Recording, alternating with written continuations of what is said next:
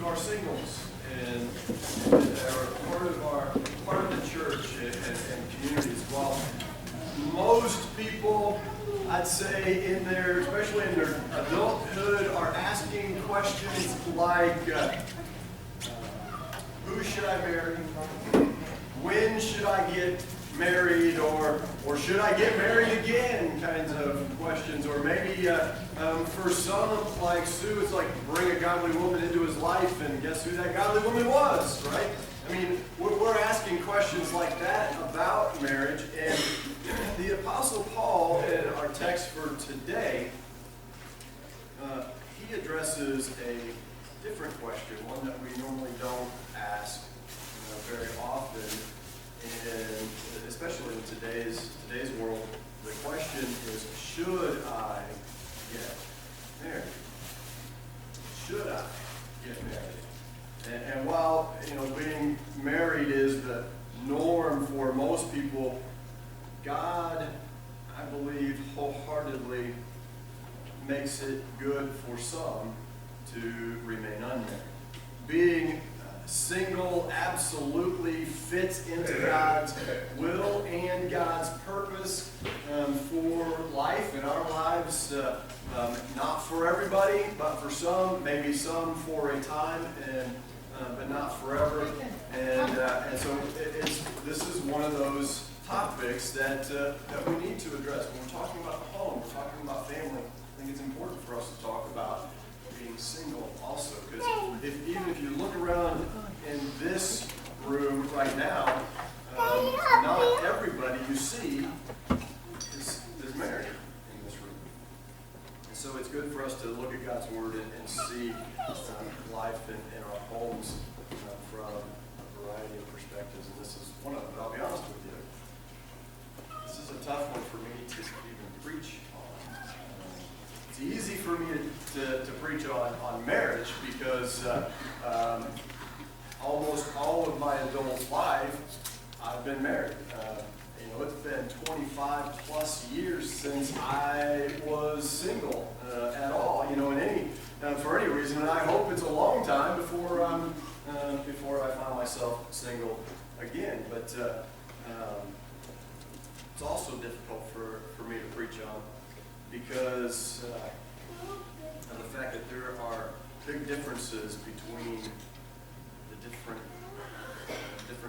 reasons for being single, right? I mean, we have single who are teenagers, we have singles who are 20-somethings, there are singles who are 30s and 40s, which brings a totally different dynamic to being single, and there are singles by choice and not by choice. There are singles who are widowed and widower, and there are singles who are still seeking, and so there's just a variety of reasons and purposes and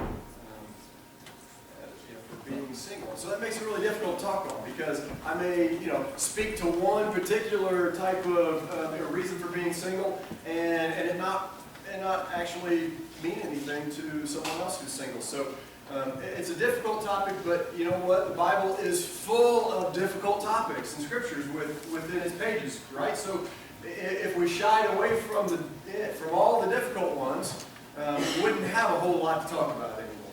So we're not going to be afraid to talk through a difficult Bible passage the very best we can, and that's what we're going to try and do this morning. So we're going to tackle 1 Corinthians chapter 7, and which is in the context of both married and single, and we're going to just look at this passages regarding single. But first, we're going to pray, because I'm going to need it, and you're going to need it too, I'm sure. So let's pray for that.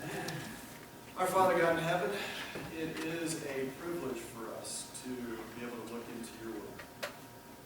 Even the difficult passages, in fact, it makes me think of Jesus spoke some difficult things, and the crowd of people left and turned to his apostles and said, we can too. Sometimes difficult passages are the best ones for us because it really speaks deep into where we are right now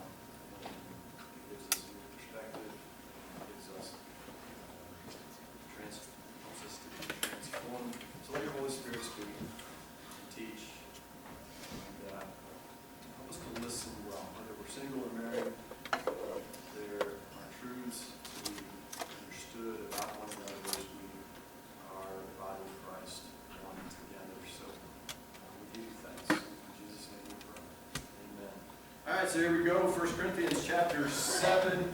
We'll start off here with the first two verses. 1 Corinthians chapter 7, begin verse 1. Now, for the matters you wrote about, it's good for a man, a person, not to marry. But since there is so much immorality, each man should have his own wife and each woman her own husband. First of all, okay, I have no idea what question he's been asked here, right? So the church, all of the letters, in large part, are addressing particular questions that the church asks, and he addresses this one very specifically. He says, you know, in regards to the matters that you wrote about, these questions that you have, and so he's going to deal specifically with a question that must have been something about remaining single like Paul was single. Paul was single and never married. And there's no indication that he ever wanted to, but he had this gift of singleness, if you will. It was a spiritual gift for him. And so Paul's statement here, it was not meant to be understood as though it were some theological statement on marriage versus remaining single. This was not a thus saith the Lord. In fact, verse 6, look at it real quick. He says, I say this as a concession, not as a command. In other words, he's just up front telling us there's no guilt or shame one way or another. Remain single, get married, either one, there's no pressure. One or the other, he says, I'd love for you to be able to remain single like me. And we're going to look at that and the reasons why for that in just a moment. But the fact is, he speaks about the blessings and the wonderful nature of marriage too, and encourages marriage. So this is not something that he says, just because he says, I wish you could, doesn't mean he says, be single. Don't get married. That's not what he's saying. He's not making some theological statement here. He's offering his opinion, and he's saying there's no shame either way. Maybe there was a terribly negative stigma attached to being single in the first century. I'm not for sure. I tried to do some research to figure it out. I couldn't find anything. Of course, since I didn't live back then, I just don't know. I don't know how much of a negative stigma there was on being. I can imagine it would have been difficult, right? Because a woman depended on a man for income, even in the first century. And so it may have been really difficult for someone to remain single, and he was giving them permission. Listen, you don't have to be married. If it's not for you, it's okay. And so there is no, he's trying to dismiss the negative stereotypes or thoughts or stigma that's attached to it. Today, the stigma or the stereotype, it really kind of varies depending on the when you're single, the why someone is single, right? I mean, if you're single in your 20s, it's okay to be single, right?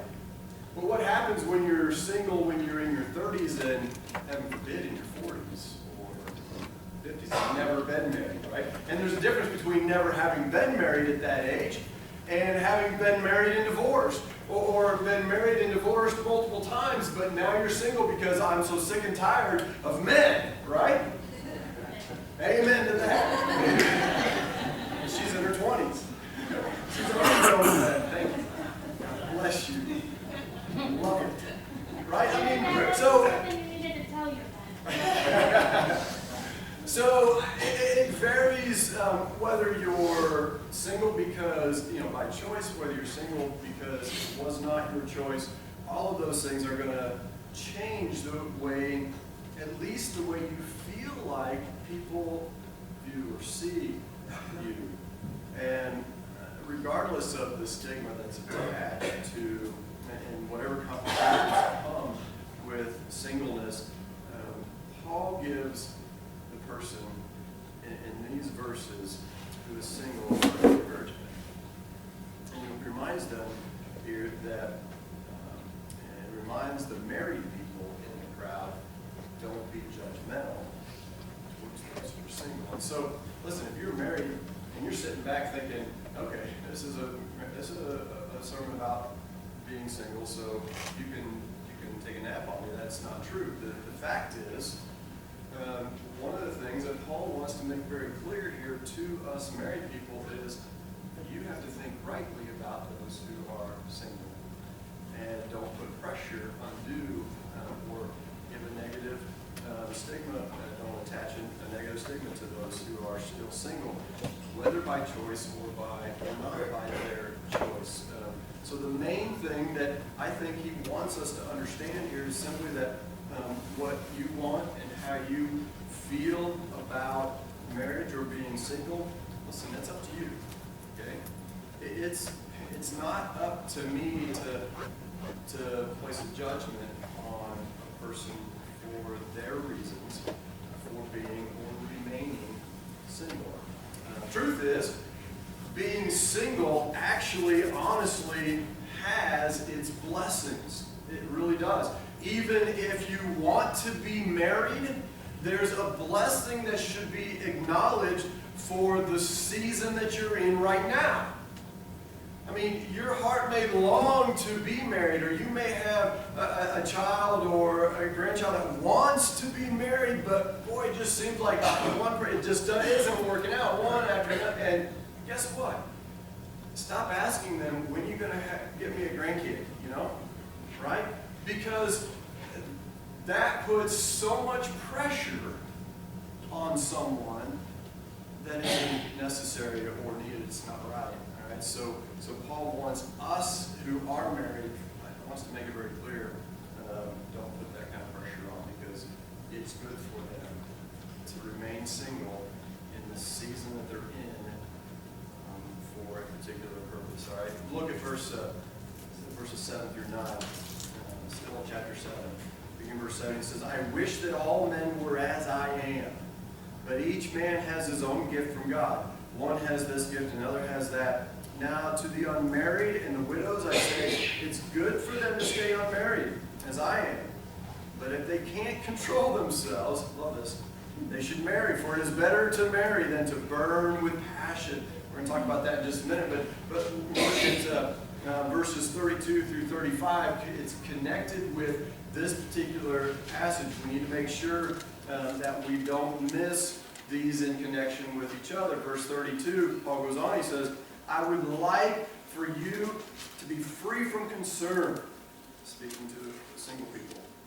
An unmarried man is concerned about the Lord's affairs, how he can please the Lord. But a married man is concerned about the affairs of this world. How can he please his wife? Right? And his interests are divided. You think about when you're married, all the ways that your attention, your worries, your concerns, your thoughts are divided. Providing for not just yourself, but having to make an income for wife and children, and it takes a lot of your time and attention away from what he's calling here, the interest of the Lord. So he says, an unmarried woman or virgin is concerned about the Lord's affairs. Her aim is to be devoted to the Lord in both body and spirit. But a married woman is concerned about the affairs of this world. How can she please her husband? I'm saying this for your own good, not to restrict you, but that you may live in a right way, in undivided devotion to the Lord. Again, he's not saying being married or unmarried is better than the other. Right? That's not his overall point. What he's saying is, it's good to not be married. When Paul seems to be saying here that while you're single, burn with passion and undivided passion for Jesus. While you're single, burn with passion for serving the Lord. Not everyone has that gift of singleness, right, of celibacy, like Paul had. But you can experience your season of singleness as a gift and choose to serve Him without a conflict of interest. yourself in the Lord's work and burn with passion for Him until it just so happens that you burn with passion for somebody else, okay? So this season that you're in, allow yourself to have no conflict of interest. Some of you will find that special somebody and you'll begin to burn with passion for them and a desire for that person. It may happen, but guess what? It may not, and that's okay. Either way. Paul simply, he says, if your heart starts to burn for somebody, go ahead and get married. But while you're not, burn for the Lord. I think of my grandma, who I had the privilege, the blessing of right here in this church, in this sanctuary, officiating her wedding at the ripe young age of 89 years old. Beautiful. Really, my grandmother, my grandfather had passed away 5-6 years, I can't remember exactly now, earlier, and she lived in Homer, Illinois, and she was real active volunteering with the Homer Historical Society. And one day when she wasn't even there, I guess, somebody walked in. He used to live in Homer and had been gone in Indiana for years and years and years. Came back, wanted some information, and so they called my grandma because she would knew everything about Homer history. So she came, and guess what happened? She wasn't looking for love. She wasn't looking again. It was the farthest thing from her mind. She had no desire. In fact, she didn't want it at all, period. But guess what? Sometimes you can't help it. You don't get to choose that sometimes. And it just happened, and she began to burn with that. It was like, they were like teenagers. It was almost disgusting. Right? But it was great all at the same time. And then I think of Dorothy. Remember Grandma Dorothy and Clifford?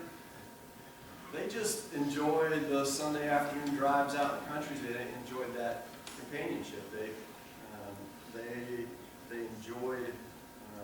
enjoyed being together, even though they were both single. They enjoyed that companionship together.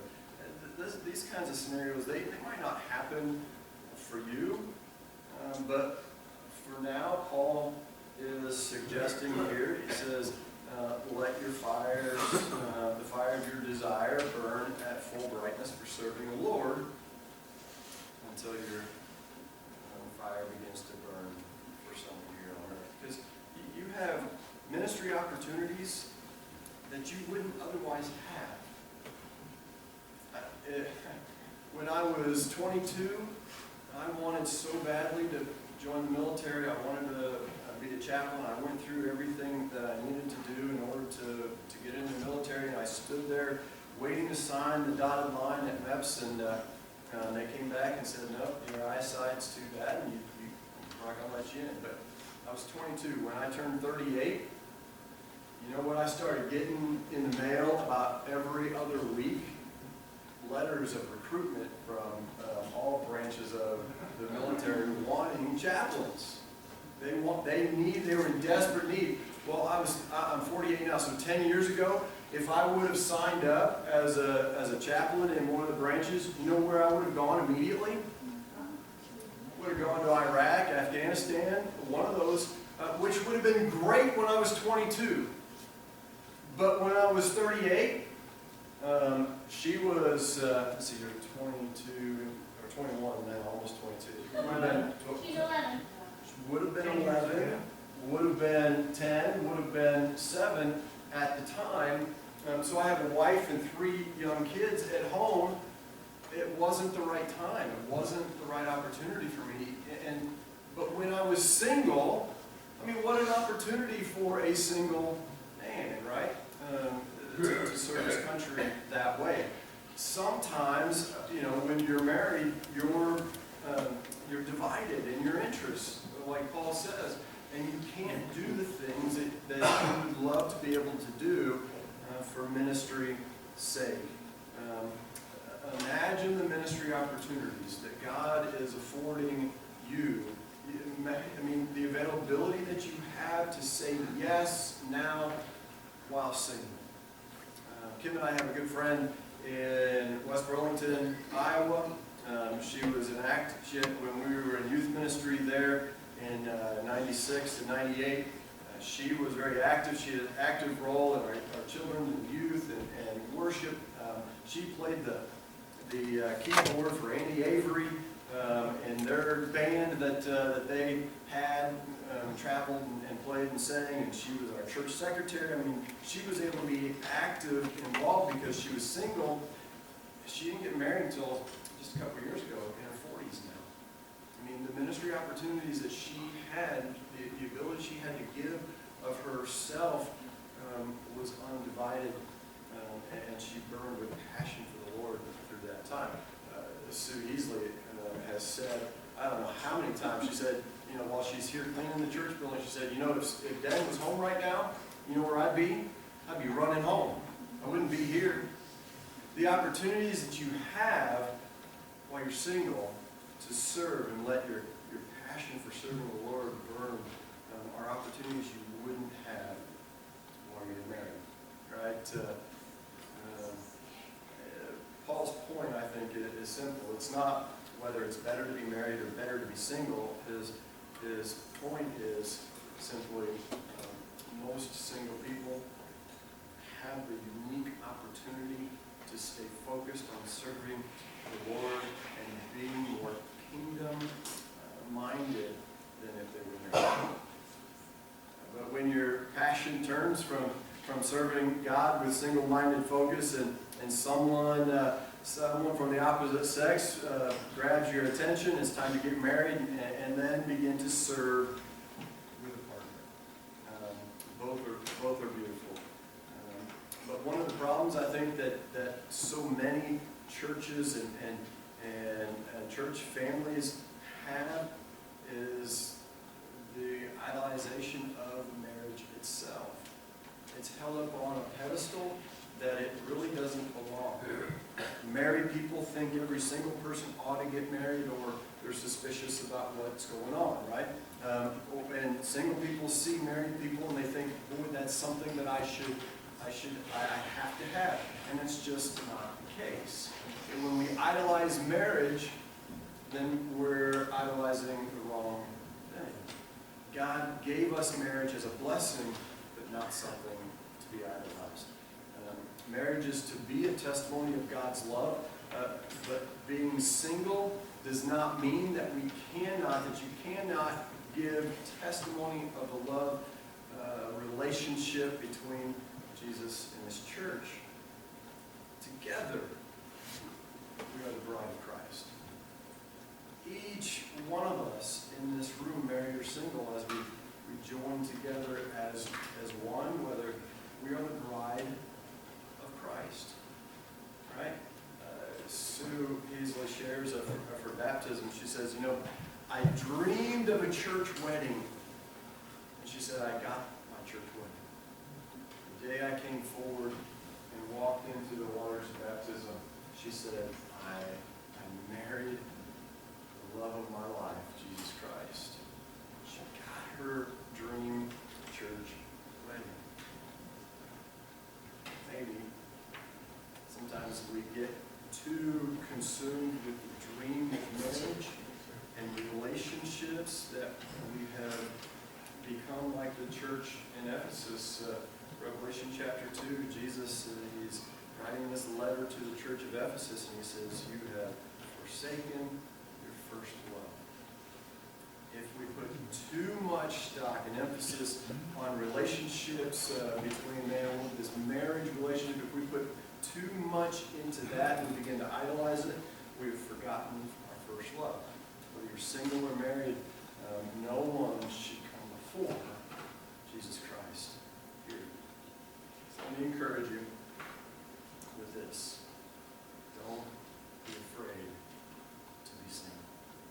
I'm not saying if you're married, go get divorced, be single, right? I'm not saying that, right? Let's don't, well, we're not gonna, I'm not gonna try and, bring any confusion here. Again, married, single, they're both precious in the sight of the Lord. But while you're single, don't be afraid of it. Be strong and courageous. Do not be terrified. Do not be discouraged, for the Lord your God will be with you wherever you go. God promised Joshua in Joshua 1, verse 9. Right? So choose today to make your home a courageous home. Whether it's just you, and your kids or grandkids, whether it's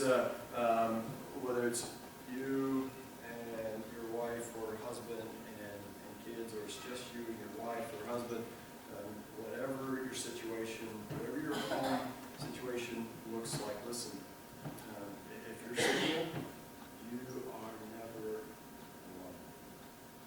I mean, just look around this room right now. You are part of this family.